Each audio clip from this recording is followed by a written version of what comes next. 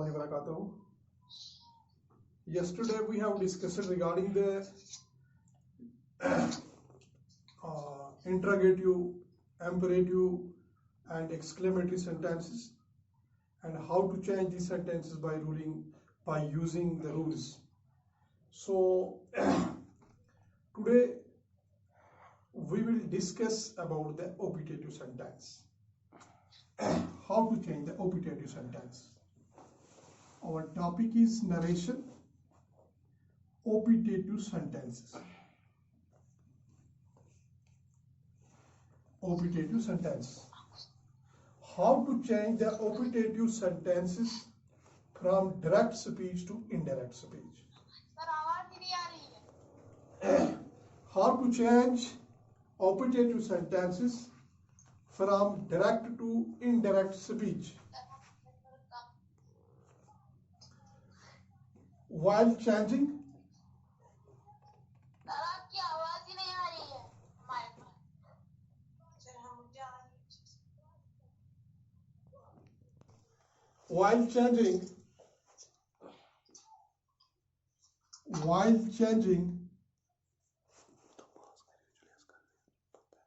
optative sentences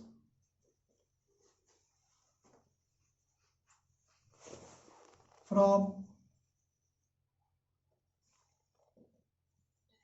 direct to indirect speech.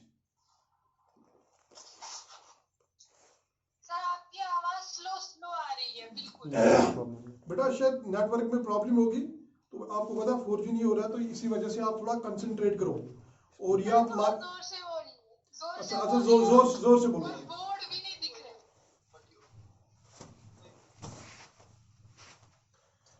While changing optative sentences from direct to indirect speech.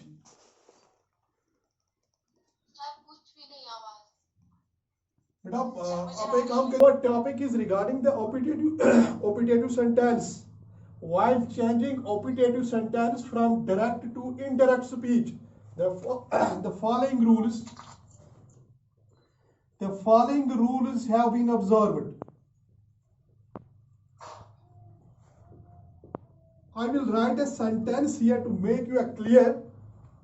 He said,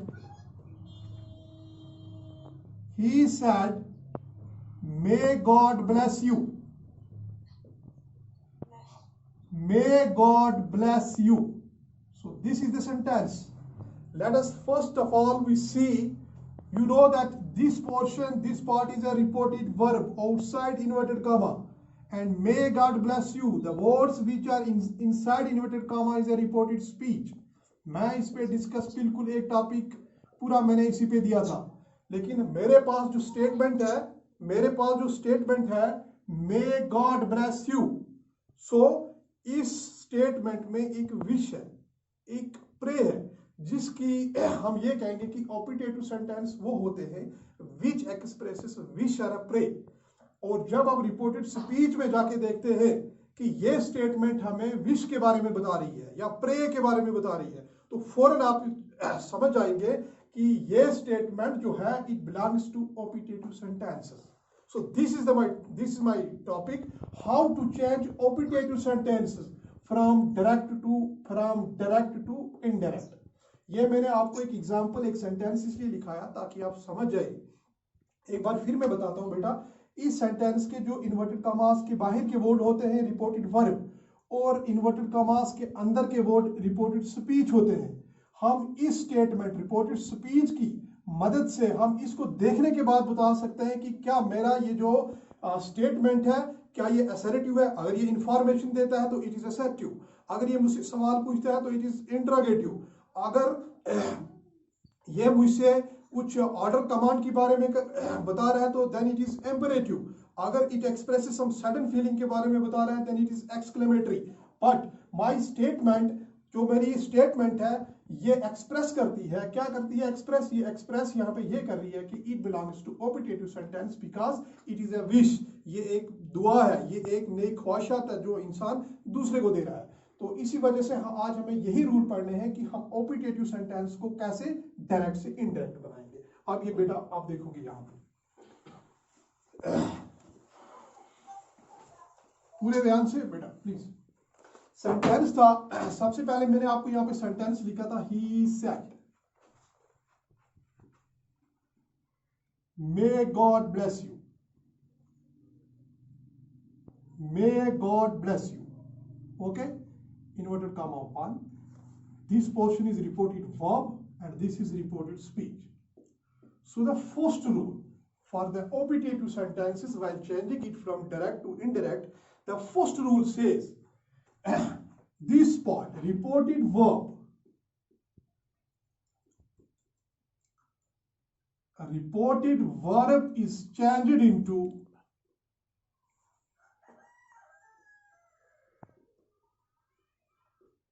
wish और pray.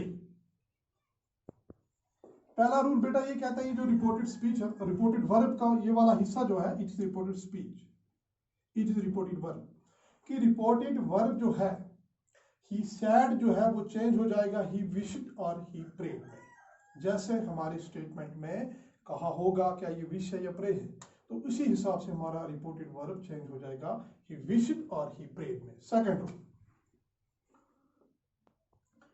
inverted commas, I see, inverted commas are removed. The second rule says while changing optative sentences from direct to indirect, the second rule says that inverted commas are removed. ये वाला comma, inverted commas को हटा देना है। इनको हटाने के बाद conjunction हमें इस्तेमाल करना पड़ेगा, and conjunction you know words joining phrases and sentences, conjunction हमें इस्तेमाल करना है बेटा मेरा that. Conjunction that is used to join reported verb with reported speech, reported verb with reported speech. हाँ बेटा, ये मेरे पास तीसरा रूल ये कहता है कि कंजक्शन इस्तेमाल करो, इन्वर्टेड कॉमास को हटाने के बाद फिर आपको कंजक्शन इस्तेमाल करना है ताकि आप रिपोर्टेड वर्ब को रिपोर्टेड स्पीच के साथ मिलाओ। ये तीन रूल्स हो गए, ठीक है बेटा मेरा। Fourth rule says optative sentences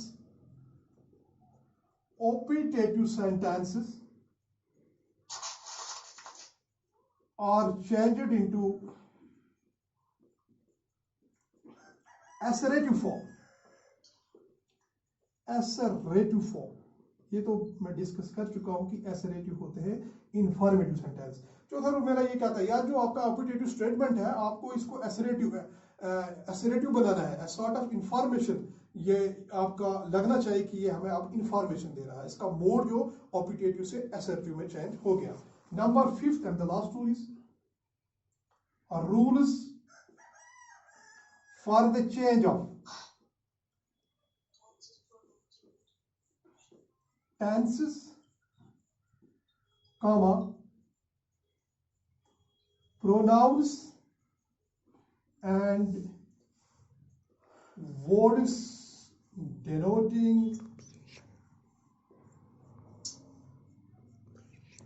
positions are used। ये बेटा थे आपके 5 रूल, जो 5 रूल की बदौलत से मैं ऑपरेटिव सेंटेंस के डायरेक्ट फॉर्म को इनडायरेक्ट में चेंज करूंगा। तो पहला रूल क्या था, बाय रिपोर्टेड वर्ब चेंज करो, किसमें करो, विश या प्रे में, ठीक, पहला रूल। दूसरा रूल मुझसे ये कहता है भाई इन्वर्टेड कॉमास को हटा दो, दूसरा रूल। थर्ड रूल, ये कंजक्शन दैट इस्तेमाल करो जो रिपोर्टेड वर्ब को रिपोर्टेड स्पीच के साथ मिलाएगा। फिर फोर्थ रूल मेरा ये कहता है कि ऑपरेटिव मोड जो सेंटेंस का है इसको असरेटिव में चेंज करो, इसको इंफॉर्मेटिव बनाओ। और पांचवा रूल ये है कि इसमें अगर टेंस होगा तो वो चेंज हो जाता है, वी हैव डिस्कस्ड कि कौन सा टेंस किसमें चेंज हो जाता है।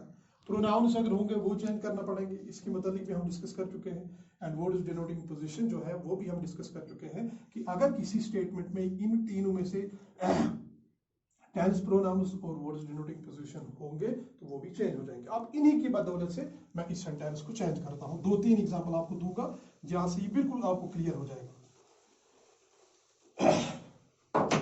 हाँ बेटा, he said, reported verb. First rule मेरा ये कहता है भाई रिपोर्टेड वर्ब को आप विश या प्रे में चेंज करो। तो यहां पे ये इसको विश कर रहा है तो मैं कहूंगा he said gets change into he prayed. Okay.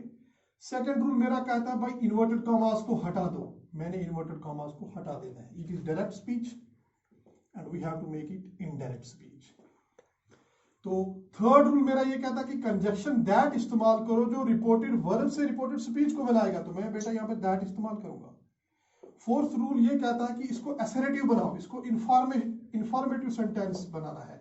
जैसे ओपिटेटिव सेंटेंस के शुरू में ही मे होता है, शुरू में ही मे होता है, जब मैं इसको एसरेटिव बनाऊंगा तो शुरू में मे नहीं आएगा, तो ये फिर एसरेटिव खुद ब खुद एसरेटिव बन जाएगा। और फिफ्थ रूल है कि भाई टेंसेस अगर होंगे या प्रोनाउंस होंगे या वर्ड्स डिनोटिंग पोजीशन जो भी होगा आप उसको चेंज करोगे। तो इसका मतलब है he said get change into he prayed. मैंने इन्वर्टेड कॉमास को इस्तेमाल नहीं किया, रिमूव करने हैं, मैंने कंजक्शन दैट इस्तेमाल किया। ठीक है बेटा मेरा। गॉड और मे गेट्स चेंज इनटू माइट, ये मैं आपको फ्यूचर टेंस के बाद उस दिन क्लियर करा चुका था कि may gets change into might, will get changed into would, shall get changed into should, can get changed into could, and here it's may get changed into might. God might bless you get changed into me because these are the direct words.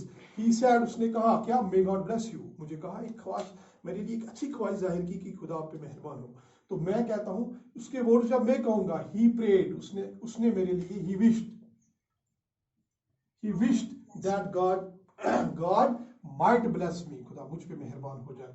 सो इसकी बदौलत से, rules की बदौलत से, इन rules की बदौलत से मैंने डायरेक्ट स्पीच को इनडायरेक्ट में चेंज किया। आप देखो second example, second sentence, he said, अक्सर एग्जाम में पूछा जाता है, may you live long, may you live long, आपके एग्जाम में अक्सर आ जाता है ये सेंटेंस, और अक्सर ये बोलने में भी आता है। He said, may you live long। आप फिर रिपोर्टेड स्पीच के पास जाओगे, देखोगे ये स्टेटमेंट क्या ओपिटेटिव है, हाँ है। क्यों? इसकी शुरुआत reported speech, when the reported speech begins with the may, it means it expresses wish or a pray, तो आपको ये ओपिटेटिव सेंटेंस है। तो इसके बाद he said किसमें चेंज हो जाएगा, he wished। इसके बाद रूल है बेटा मेरा इन्वर्टेड कॉमास को हटा देना है, मैं इनके बदले दैट लिखूंगा। He wished that you get changed into I, क्योंकि ये इसके वर्ड्स अब मैं कह रहा हूं, I may get changed into might, I might live long। ठीक है, पहले this is direct speech and this is indirect speech because actual words of the speaker here something is added to the actual words of the speaker। He said, उसने कहा may you live long, may you live long, आप लंबी उम्र जियो। और जब वो चला गया, जब मैं इसके वर्ड्स पे कहूंगा, मैं कहूंगा उसने ख्वाहिश जाहिर की, कहा आई माइट लिव लॉन्ग, मैं लंबी उम्र जियो। So this is the optative sentence कि हमने डायरेक्ट को इनडायरेक्ट कैसे बना। एक और एग्जांपल भी दे दूंगा। ही सेड, उसने कहा क्या, मे सक्सेस किस योर फीट, उसने इसके लिए दुआ की कि क्या, ही सेड, उसने कहा मे सक्सेस किस योर फीट, खुदा करे कामयाबी आपके कदम चूमे, उसने मेरे लिए दुआ की। तो मैं जब इस सेंटेंस को डायरेक्ट से इनडायरेक्ट बनाऊंगा, डायरेक्ट से इनडायरेक्ट बनाऊंगा, फिर देखेंगे बेटा आप। He said, subject is he and here he prayed for me, so he prayed. Success we have to make it, sorry that, conjunction that we have to change because it's a may, it's an opitative sentence, opitative sentence always begins with a may, तो मैं इसको a sort of informative we have to make। success may get changed into might, success might kiss my feet, kiss my feet, your gets changed into my because these are the indirect words। okay, so here we change the sentences with the help of these 5 rules from direct to indirect। ये थे ऑपिटेटिव sentence में। एक और example आपको इसकी coat करके बताता हूं ताकि आपका कंफ्यूजन बिल्कुल क्लियर हो जाए। अगर ऐसा होगा सेंटेंस, he said